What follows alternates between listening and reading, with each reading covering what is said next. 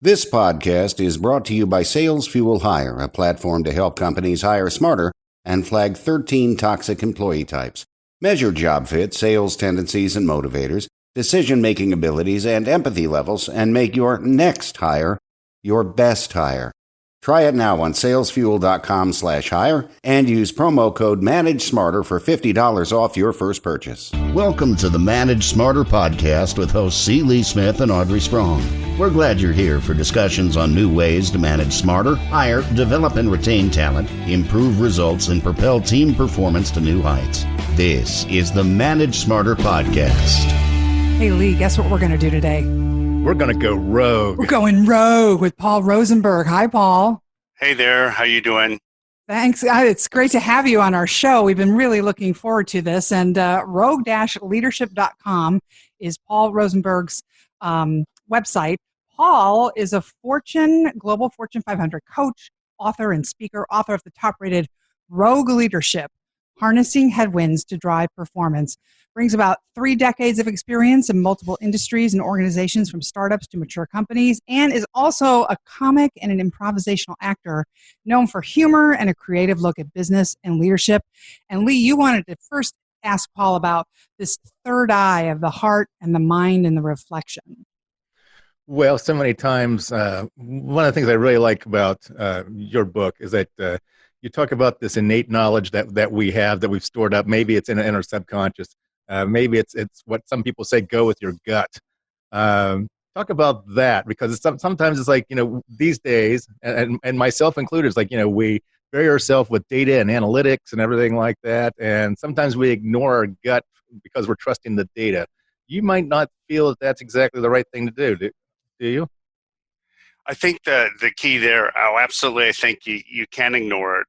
Most of us have that innate ability and muscle that we have forgotten to use or have left behind because of that barrage of data and information that you talked about. So what usually happens with a lot of the folks that I work with is they get swept away by that outside world. And it really takes an effort, number one, to back away from that. And the second thing is to trust that, because we're just not used to. We all have the muscle, but if we haven't used it, then we go, my God, that's not tangible, that's not real, and it's there. And part of that going rogue is about trusting that and taking the time to back away from the noise and going inward and reflecting, and that act in itself will produce some great results, because it's a powerful tool to use. I wonder if some of the hesitation might be that if the data says to go with decision A and my gut is saying to go with option B, how do I justify option B to my higher ups, especially if it goes wrong somehow? Great question. And sometimes, I'll be honest with you, sometimes I've been wrong about that. But most of the time, if you do take a break, and even if it's 5 minutes, and step back, it'll allow you to make a more informed decision. I would never recommend telling my boss, he or she, my gut tells me not to do this. I would say, this is why we should do this and move forward. And this is my decision. I think this is the best way to go. Because unless you have a great relationship with your boss that understands that, you could be setting yourself up for trouble. Like, oh my gosh, he's aligning his chakras and he's all touchy-feely. Mm-hmm. But I think if you do take the time to take a break and then formulate your message back to your boss about why you want to make that decision, that would be the best way to handle it. You actually say, take control by letting go, which I think is a great phrase to remember. I know Paul, Lee, and I, we were trying to make a decision on something and for work, and I actually wonder what form or fashion you define letting go. I went down the hall from my office and cleaned out the sink and put the dishes in the dishwasher, and I was thinking about this decision we had to make. And that was my form of letting go. And he came back and he asked me, what's your gut say? I said, the answer is no. and I just listened to the voice inside of me, but it was a head clearer. What are some of the other ways that our audience can let go? Number one, the main thing is to do what you did, which is physically somehow remove yourself from that decision or the noise source and get to a different space, like environmentally, just a different physical space. Walk down the hall. Um, if you're in the office and you can't leave, turn everything off. Turn off your computer. Whatever you need to do to Oh, wow. just it's a nuance thing, but if you can just change your environment slightly, you'll be able to hear that inner voice a lot more clearly. You don't have to do anything radical like go to a mountaintop retreat with a guru. Just subtly change the physical environment, even so ever so slightly, and that will allow a more clear ability to listen to what your mind and your heart's telling you. Sometimes as managers and leaders, we feel like we're expected to have all the answers, and I think that might what leads us to something you say we definitely shouldn't do, which is to make decisions quickly. That we should take our time and make decisions right. Oh, absolutely. Part of the issue is that we all think, and I've done the same as a leader, and I've worked with a lot of leaders. We all think we have to visibly show that we're in charge and we're taking action. And my view is that action isn't necessarily right action. Just doing something may not be the right thing. So understand that you really need to take control and say, you know what, I don't have to act right now. Take the time to make a more informed decision. Most of the time, leaders above you will give you that space. So it's sort of like ready, fire, aim instead right of away. Yeah. You talk a little bit about, and I love the video where you have everybody blowing up a paper bag and they're about to, burst it. Leadership, creativity, play. What are some of the other ways that you get people more aligned? Because I know your whole goal with this rogue leadership concept is to help performance improvement across complex organizations. So a lot of the things I do to blowing up the paper bag and busting the paradigm is to physically change things. That's where the improv comes in. Mm-hmm. If I can get people to play a bit, a lot of people feel uncomfortable. I'm not creative, but what improv does, and really effectively, is it breaks down those barriers quickly. If you're in a group setting, it creates collaboration, it creates trust, it's fun. And because we've lost that ability to, my view, to play in the workplace, that somehow that's something for the weekend or for the evening, we're missing another opportunity. Just having even a half an hour of, I'll call adult playtime, where there are no judgments and people are just allowed to express themselves freely. That's another way of letting go, and that can drive some great decisions and some great action out of that. What are some of the other examples that you can give managers to use in these types of meetings? And feel free to include two of my favorite things, bubble wrap and googly eyes. I was going to say bubble wrap. Yeah.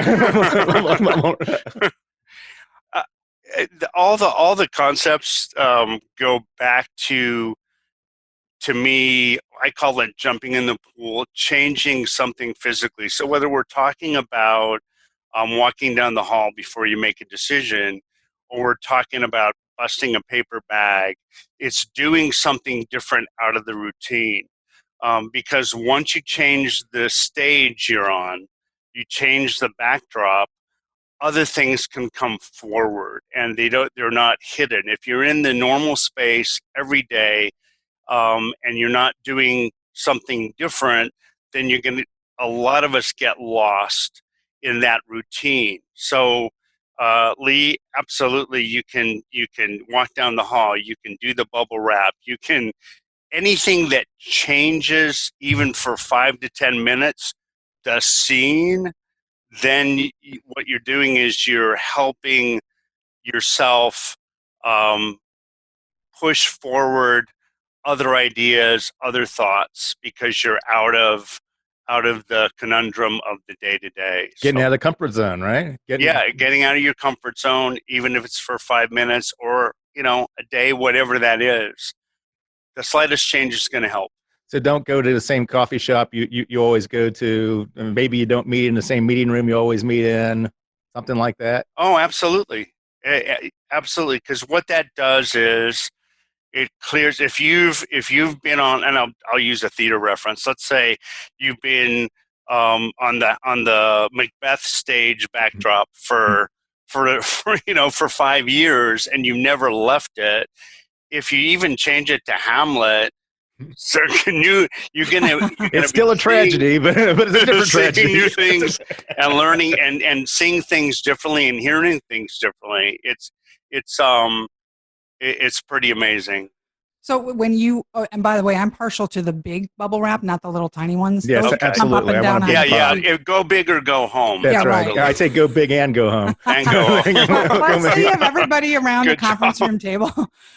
Then should you then at the end, everybody's popping bubble wrap. It's fun. Do you facilitate in a really I'm not facilitating here, but how do you then bring all this whimsy to new ideas and more team cohesiveness at the end? Well, my view is that you have to go to where that group is, and you have to understand where they are. And for some folks, the bubble wrap thing, they would just poo it and go, that's just silliness. They're the ones that need it the most. Yeah, right. I look for ways to, if there is resistance there, what I like to do is look for ways to introduce that play without going, okay, today or for the next hour, we're going to leave it all behind and be creative. I look for ways to introduce those new elements, especially if my team is super resistant. Now, some teams I've worked with are like, let's go for it, roll up the sleeves, and they jump in, and there's no issue. So you really have to understand your audience, your group, and where they are in terms of what I would call play or creativity maturity. Are they all going, oh, this is really uncomfortable, I hate this? Or are they going, yeah, I'm willing to give it a try? So there's lots of different things you can do. I wouldn't always formalize it. Just depends on where they're at. Yeah, like that one guy who wouldn't pop the bag. The whole room popped Yeah, the no, bag. absolutely. There was one person, One guy. and when I was doing some applied improv, there was one guy who goes, I don't like this. I'm not happy about it. And I said, come along. And he refused. And I said, that's fine. Sit back and watch everybody else. Everybody else had a blast. And then afterwards, he came up to me and he said, I should have jumped in. So yeah, I don't ever recommend pushing people beyond their comfort zone or their fear zone. If they don't want to do it, they don't want to do it. They're not going to get anything out of it if they're fighting it anyway. So, what is organizational triage? Organizational triage is you only have so many hours in a day, and you can't be a superhuman superhero. And organizational triage is really being purposeful about what you allow into your organization as a leader. Imagine your organization is an emergency room.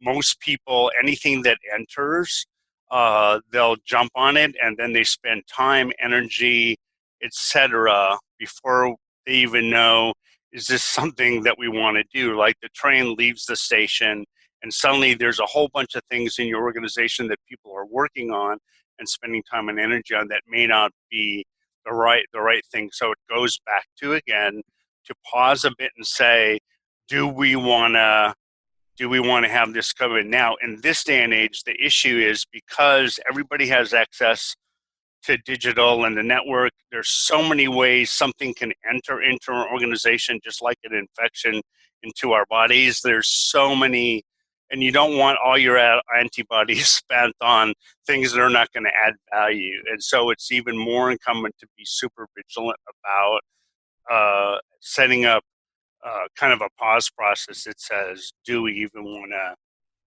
have this go further? What if you're the type of leader that you're very creative and you have so many ideas that it's like that can lead to the need for organizational triage down the road?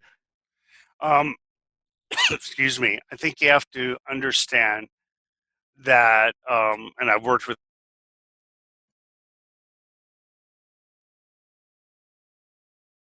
day or every week, and then it's like, let's try this, and then you're onto that, and then you're onto that. So great if you're a creative leader and you're a visionary. Fantastic. You still have to decide, set up a mechanism that helps you decide what of these 25 ideas you're gonna pay attention to, because you just can't. And I've known leaders who have paralyzed their whole organization with the flavor of the month, what I call it, and they don't move forward because every month they're changing course, and that just it's not going to do you well long term. You wouldn't be talking about anybody we know, would you, Lee? I have no idea what you're talking about. So, okay. Creative brain that can't shut there. I don't want to know. A little self-interest on my part. Yeah. Paul, what are some of the, so speaking, let's say I have a friend and here we go. And my friend would like to know then what are some of the questions you should ask yourself to help you determine which ideas where you should pursue and which ones you should drop. I think too many leaders think they have to do this by themselves, and I think the strong leaders that I know have a small group of people that they trust, of influencers that are not just on their senior team, but that are throughout the organization, which is a healthy approach, that there's 3 or 4 key people that they go run stuff by. And that's what I would recommend. Just giving it to the senior team, to going, what do you think can be stagnating, particularly if the senior team is having issues in terms of their alignment. So my recommendation would be, who do you trust? 2 or 3 people, it doesn't matter what level, that they should have influence in the organization, and run those ideas by them. And then go to the kitchen, do the dishes, and listen to your gut afterwards. Yeah, I'm glad you said that, because one of the things I like to do is I like to do a hybrid. I actually have trusted members of my leadership team who I bounce things off of, and then I like to go to somebody different each time. So it goes to what you're talking about, which is a shake it up a little bit. Don't do the same thing every time. But I usually try to find somebody, that's either entry level or slightly higher than that would actually know something about the topic and the value of what an idea might be, or maybe it might affect them. And I'll ask them for their opinion. And sometimes it can be a little unsettling to them because they're not used to having a CEO come down and talk to them about things like that. It makes them a little nervous. How do we get people past that? I think it's all in how you communicate. I'm a big fan of seeking out those frontline folks. Usually they are infinite sources of wisdom, and a lot of the times they have things more clear than members of the senior team, who are at times protecting their careers or whatever. So I think you get more authenticity if you go to the front line. And it's really all about making that person comfortable as to why. Because the first thing a frontliner, in my experience, is going to go, oh my gosh, I'm in trouble, or I better say the right thing. And I think if you establish that relationship openly and say, hey, I really value your feedback, let me hang out with you. I think that's better. Hang out with you for an hour, talk about what they're doing, he or she is doing, get to know their work first before you ask the question. I love it. Well, we're out of time, Paul. That's rogue-leadership.com, at Paul Rosenberg. That's a BERG, everyone. How would you like people to engage with you if they want to have you come speak, Paul? They can contact me via the website, or at paulrosenberg.leadership.biz@gmail.com. And Rogue Leadership, Harnessing Headwinds to Drive Performance, is on Amazon. 5-star review on there. We really have enjoyed having you. Please, everybody, tell a friend or colleague about the Manage Smarter podcast. Subscribe, rate, and review it. Please give us 5 stars. Paul deserves more than 5 stars, if you ask me. 6 stars. Give him 6 stars. 6 stars. Thank you, guys. Yeah, and I'm going to go pop some bubble wrap now. I know. That's right. I got to find something other than doing dishes, something better than that. So thanks a lot, Paul. Pleasure having you. Thank you, guys, for having me. Thanks for listening. If you enjoyed the show, please rate and recommend on iTunes, Overcast, or wherever you get your podcasts. You can also get more great information at salesfuel.com.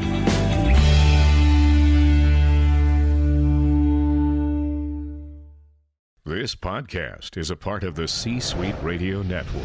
For more top business podcasts, visit c-suiteradio.com.